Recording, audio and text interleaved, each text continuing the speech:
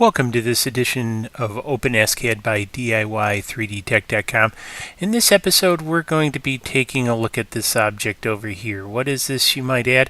Well, it's something I came about needing when I was getting dressed to do a presentation. And one of the things I noticed that my collar wasn't staying in place. And when I got looking, I had noticed that one of those I don't even know what you call it offhand, white things that you stick into the collar to make it rigid had gone missing. So I went to the internet looking, and I didn't even know these things actually had a name till I came across this. So long story short, these are collar stays. So I found that rather interesting, and they're $5 for a pair. Now I think these ones are actually metal. However, the idea of these things are to, weight the collar and hold them straight. And I got thinking, hey, wait a minute, why should I pay, $5 for some stainless steel collar things that's going to probably fall out in the dryer and, upset my wife when it chips the porcelain. So I decided to head off to Open-SCAD, because I have a 3D printer, right? And to make something up. Now, one of the things I'll warn you in advance, I don't know about you, but I never take these things out of my collars when I send my clothes out to be dry cleaned or wash them in the washer, etc. And so, obviously what gets washed in the washer heads to the dryer, and one of the things you obviously don't want to do is print these out of PLA or possibly even ABS. So I'm going to give these a shot, unless you do remove them, but that's totally up to you. And if you upset your significant other, that's all on you. You've been forewarned. I'm actually going to try printing these out of PETG and see how they turn out. Also, what I'm going to do here, and I think this is part of the workflow that I want to share, is I've got two modules, module 3D collar stay and module 2D collar stay. So one of the pieces that I want to do here is because of that little issue with temperature in the dryer, one of the things I want to do is cut some of these also out on the laser. And I'm not going to do it as part of this episode, but in the future, because I've got to get some thinner acrylic, I'm going to actually try that, and because I think it'll stand up to the heat a lot better than 3D printed. But for this go around, I'm going to try 3D printing these, and so that's why the two modules, because I can use module 2D collar stay to export to a DXF, and you notice up here in my execute line I've already got one, so I can just switch back and forth between 2 and 3D models for either an STL export or a DXF export, which is really cool. Now, for those of you Open-SCAD geeks, I know I could use projection to send this 3D model back to the 2D world. However, I just kind of like the idea of working up. The other piece I did is I decided, hey, why not personalize this? So I added in a text command, as you can see here. And one of the things somebody had mentioned in the forum about utilizing Control plus and minus, I don't know. Unfortunately, it doesn't seem to do anything with the text. So I'm still working on trying to, how do I make this bigger? But that's another story. Just want to let you guys know I'm still working on that. But I did want to highlight this. Now, one of the other things too, when you're working with the text command, you also have to linearly extrude this to become a three-dimensional object. So if you just simply have the text command here, the problem will be is Open-SCAD will deal with it, but then it will complain that you're mixing 2D and 3D objects. And then you can kind of see here. So if I go back and I just do regular build of it, I've set color to blue. Now if I hit F6, you notice that it makes it all the same color and makes it all as part of one raised set of initials. So I thought this was pretty cool, putting your initials on your collar stays. So it's kind of classy. So let's see here. So I did want to jump back down here and talk about this. So how did I build this? To talk a little bit about the workflow a little bit. So I'm going to split up the workflow so we can see the various pieces by utilizing the % and the hashtag, so we can kind of see the various pieces. So what we have is we have an end circle, down here we have a square. So we've got our circle at the end, which is end 1, which is up here in the settings. At the very end, we have end 2, as you see here, which is the ending point. And then this is down here at the very last. And then we have a square here, which is a square which makes up the body of this. And then we have the polygon, which makes up this taper from the square down to the second endpoint.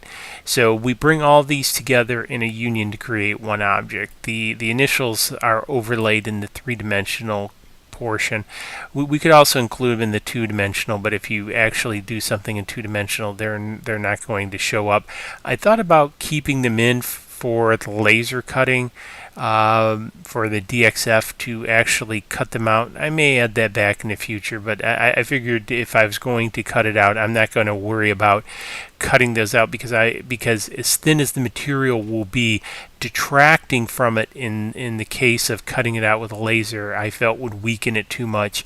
So I don't mind adding to it, but taking away I think would defeat my purpose a bit. So anyways, that's some of the logic behind creating this. Now, one of the things I do want to go back and I do want to spend a little bit of time talking about is the Polygon command. I love the Polygon command. So let's take a little bit a little deeper look at this. So one of the things about the Polygon command that I want to point out is we have really two components to it. We have a series of points, which I've highlighted here, which is our point series. And again, since I'm using variables to make this parametric, sorry, it looks kind of convoluted. However, it's just a continuous set of XY coordinates. And then we have our pass. So in our pass, it tells the rendering engine in what order to execute the XY coordinates. In this case, it's 0, 1, 2, 3. So we're just going to execute these in order. However, if we look at this object, which way is 1, 2, and 3? So that's the big question. You know, conventional wisdom would say that it follows, you know, a clockwise pattern, and in short, it does. So, but for some reason, sometimes folks think it runs this way, but in actuality, its origin starts here as 0, then it goes to point 1, point 2, point 3, and then it closes itself back off to point 0 again. So when you begin thinking about polygons, I don't know, I find it easiest to think in this reference frame. Now, you can change the order of these paths around quite a bit. To be honest with you, I haven't found a lot of good reason to do that yet. Because if you're really doing this in a clean fashion, 0, 1, 2, 3, 4, 5, 6, whatever, seems to make the most sense to me. If you've got a good usage for that, let me know in the comments below. I'd like to hear your input. Part of what I am thinking, and this is less in the 2D space than the 3D space, is to create a complex object, is why you might want to change the path. And you also might want to change the pathing for shortest path, you know, with inside of a tool path or something. I'm again guessing a little bit. So that's what I'd like to hear. If you get a little bit more experience with path orders, I'd like to hear some of the logic below. Yeah, I get how it works, and that's why I'm kind of sharing this piece, but I'm really want to kind of get into a little bit more of the workflow of how this flows. So anyways, that's my 2 cents on the Polygon. I really like the command, very powerful command, so I just want to go back. So anyways, we've now got this. So what I'm going to do is we hit the F6, so we'll render this. So we'll export this as an STL, and let's go watch a time lapse and come back and look at the finished product, since I got some pet G on the Wanhao right now.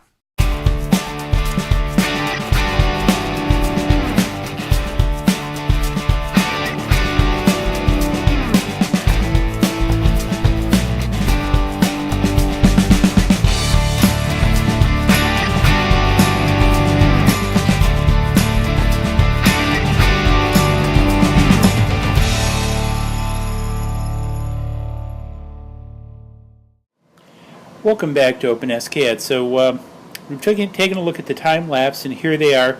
So they actually printed out pretty darn nice. So if we take a look, and I pry this one up off the bed, the initials came out very, very nice. I really like that. That's actually too cool. So this is a little bit different one than I modeled it after, but pretty close. And you can see that you know, again, it's pretty close to that. And again, that's why I made it a bit parametric, because I noticed looking at some of my shirts, some of them are different. So they're all pretty close to the same size. So I think this size should work in general. However, if I want to change it, I can actually change it pretty easy. So hopefully you found this an interesting build and maybe even useful. Again, I would print this out of PETG or ABS. I would not print these out of PLA, because that hits the dryer. That's going to be nothing but a bunch of gooey mess. So anyways, hey, found this interesting? Give it a thumbs up, subscribe. A lot more of this stuff coming. If you have any specific questions, hit me up below, and we'll see you in the next video. Cheers.